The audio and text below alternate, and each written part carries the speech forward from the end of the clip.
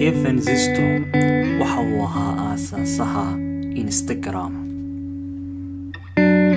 Videogan maanta waxaynu ku eegi doonaa aasaasaha shirkadda Instagram ee dhinaca social mediaha waa Kevin Systrom.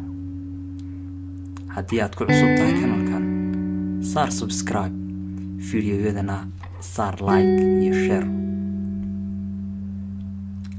Kevin Systrom waa aasaasaha Instagram. Waxa uu dhashay sanadkii 1983 bishii 12 soddonkeedii. Kevin waa mulkiilaha iyo maamulaha Instagram. Hooyadii waxa ay ahayd suuqgeynta madaxa shirkadda ee Zipcar, halka uu aabihi ka ahaa gudoomiye ku-xigeenka shirkadda TJX. Kevin waxa uu ku soo biiray dunida tiknoolajiyadda, laakiin shaqadiisii ugu horeysay way ka fogeyd tiknoolajiyadda. Intaa kadib Kevin waxa uu bilaabay jaamacad isagoo qaatay kulliyadda computer science-ka ama culuumta kombiyuutarka. Kadib waxa uu wareegay kulliyadda management science and engineering program. Markii uu dhameeyay jaamacadda, Kevin waxa uu ku biiray 2006 shirkadda Google. Waxa uu halkaa ka shaqaynayay muddo ku dhow 3 sano. Waxa uu noqday ama uu ka qayb qaatay ama uu gaadhay associate program manager. Waxa uu ka qayb qaatay Kevin soo saaridda barnaamijyada caanka ah ee Gmail iyo Google Calendar, Spreadsheet iyo qaar kale oo badan. Sanadkii 2009 Kevin waxa uu ka tegay shaqadii uu ka hayay shirkadda Google. Waxa uu sameeyay website la yiraahdo nextstop.com. waxa uu ku soo biiray intaa kadib dunida hal-abuurayaasha ganacsiga.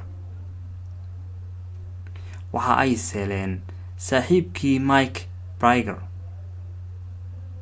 6 Oktoobar 2010 muddo waqti ku dhow ama weegag ah oo ay wadeen hawsha soo saaridda app cusub, kaas oo fududeynaya in ay isticmaalaan ama isticmaalayaasha uu soo bandhigo ama ay ku soo bandhigaan sawirro kuwaas oo leh features qurxinaya. Isla sanadkaa waxa ay soo saareen application-ka Instagram,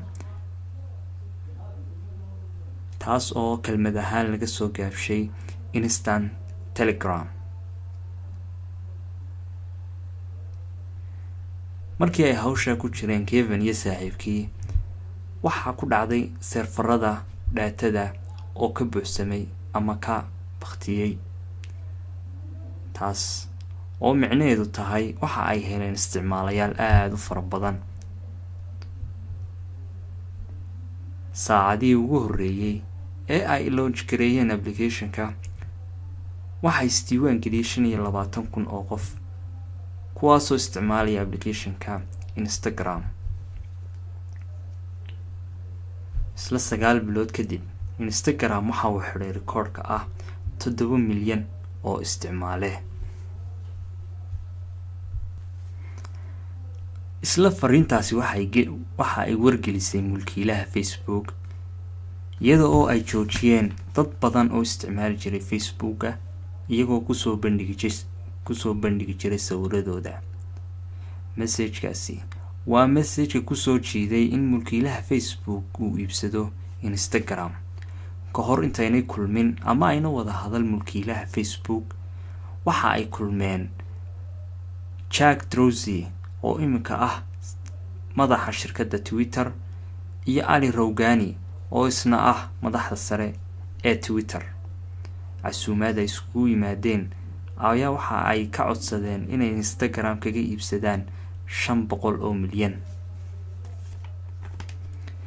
Kadib dalabka uu soo jeediyay mulkiilaha Facebook ayaa ka horjeedistay Kevin, balse Zuckerberg waxa uu ku qanciyay in uu 2 jibaar qiimaha Twitter ay ku soo bandhigeen inuu ka siisan doono, kaas oo dhan qiimo dhan 1 bilyan. Abriil 2012 maanta Instagram waxa uu marayaa qiimo dhan $50 bilyan.